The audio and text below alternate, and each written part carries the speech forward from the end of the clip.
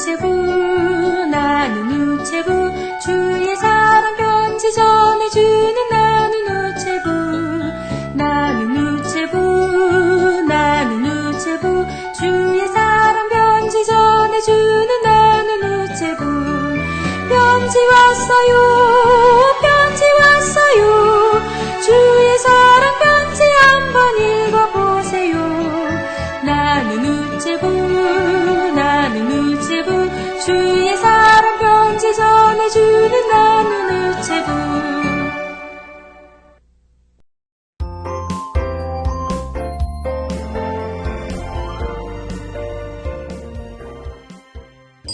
오프채널 어린이 친구들 안녕하세요. 친구들을 사랑하는 해피타이거 피거 목사님이에요. 오늘 이 시간에도 하나님의 말씀을 듣고 열매 맺는 귀한 삶이 되길 바랍니다. 우리 친구들은 혹시 썩은 과일을 먹어본 적이 있나요?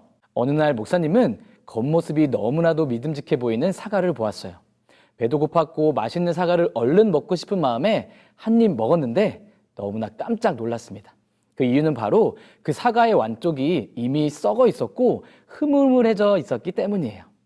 목사님은 이 일로 인해서 사과를 먹기 전에 괜찮은지 확인하는 습관이 생겼을 정도로 실망감을 가졌던 기억이 있어요. 그런데 목사님은 꼭 과일만 그런 것이 아니라는 생각이 들었어요. 사람도 마찬가지인 것 같아요. 겉모습은 착하고 멋있고 예뻐 보이지만 말과 행동 속에서 다른 모습을 보이는 사람들을 볼 때 우리는 실망할 수도 있습니다. 오늘 목사님과 나누는 이야기에도 비슷한 이야기가 나온답니다. 오늘의 이야기는 예수님이 돌아가시기 전 나흘 전인 월요일에 일어난 일이에요. 예수님께서 나귀를 타고 예루살렘에 입성하신 후 그 다음 날인 월요일 아침에 예수님은 다시 예루살렘 성 안으로 들어오십니다. 아마도 아침이었을 것 같은데요. 아직 식사를 못 하셔서 배가 고프신 예수님이 주변을 둘러보시는데 눈에 들어온 나무가 있었습니다. 바로 무화과 나무였어요. 그런데 예수님께서는 그 무화과 나무를 보시고 깜짝 놀라십니다. 이유가 무엇이었을까요? 함께 마가복음 11장 13절을 읽어볼까요? 시작!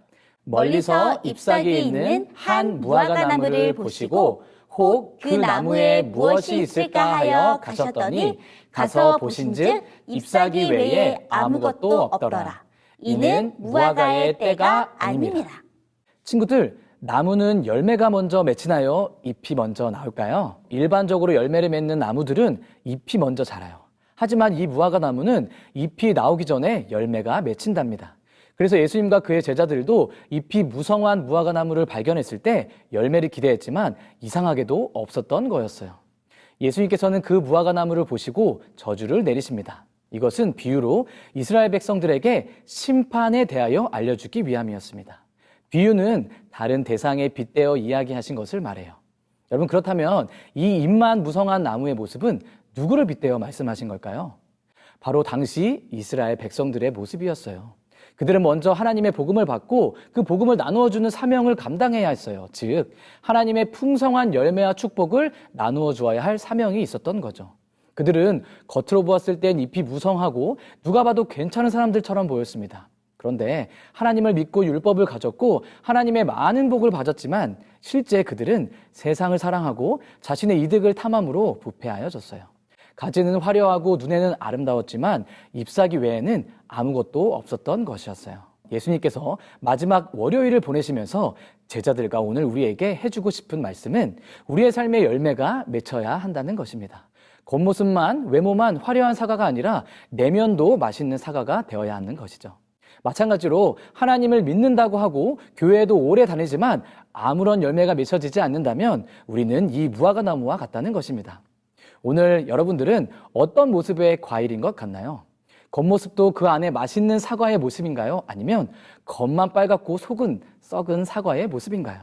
이 시간 참된 열매를 맺기 위해 자라나는 친구들이 되기를 바랍니다. 목사님, 참된 열매를 맺어야 된다고 말씀하셨잖아요. 그렇다면 참된 열매를 맺는 사람은 어떤 모습을 가지고 있는 거예요? 아주 좋은 질문이에요. 우리 삶에 참된 열매가 맺힌다면 바로 다음과 같은 열매가 맺힐 것입니다. 함께 갈라디아서 5장 22절에서 23절 말씀을 읽어볼까요? 시작!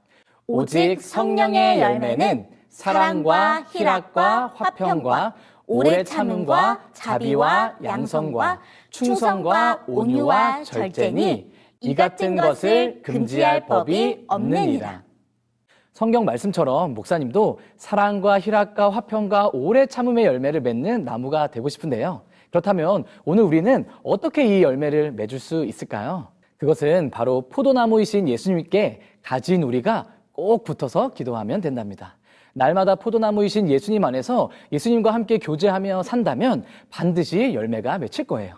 뿐만 아니라 그 열매를 주변 친구들과 가족, 사람들에게 나누어 주게 되는 행복한 경험도 할 수 있게 된답니다.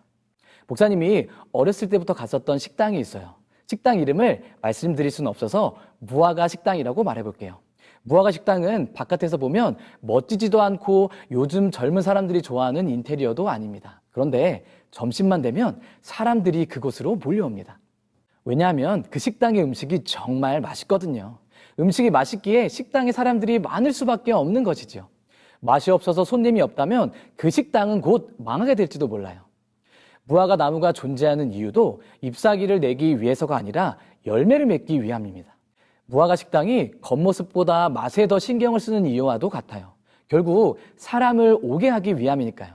그렇다면 예수님을 가장 사랑하는 그리스도인이 존재하는 이유가 무엇일까요? 그것은 바로 꽃을 피우는 것도 아니고 잎을 내는 것도 아니고 오직 열매를 맺는 일임을 기억하길 바랍니다. 내가 얼마나 교회를 오래 다녔는지, 내가 얼마나 성경을 알고 있는지, 내가 어떤 일을 하고 있는지보다 바로 어떤 열매를 맺고 있는가가 중요합니다. 사랑하는 호프 채널 어린이 여러분, 오늘 우리들의 삶에는 어떤 열매가 있나요? 하나님을 닮은 사랑의 품성의 열매가 있나요? 없다면 좌절하지 말고 지금 이 시간부터 든든한 나무이신 예수님께 뿌리를 두기를 간절히 바랍니다. 그래서 많은 사람들이 언제든지 하나님의 풍성한 열매를 찾아 먹을 수 있도록 도와주는 우리 모든 친구들이 되길 바라며 말씀을 줄이겠습니다. 안녕. 사랑의 하나님, 사랑의 하나님, 입만 무성하고 입만 무성하고 열매 없는 우리들에게 열매 없는 우리들에게 다시금 열매 맺을 수 있다 열매 맺을 수 있다 용기를 주셔서 감사합니다. 용기를 주셔서 감사합니다. 예수님처럼 우리도 참된 열매를 맺어 참된 열매를 맺어 다른 이들을 행복하게 하는 저희의 삶이 되게 하여 주세요. 저희의 삶이 되게 하여 주세요. 예수님의 이름으로 기도합니다. 예수님의 이름으로 기도합니다. 아멘.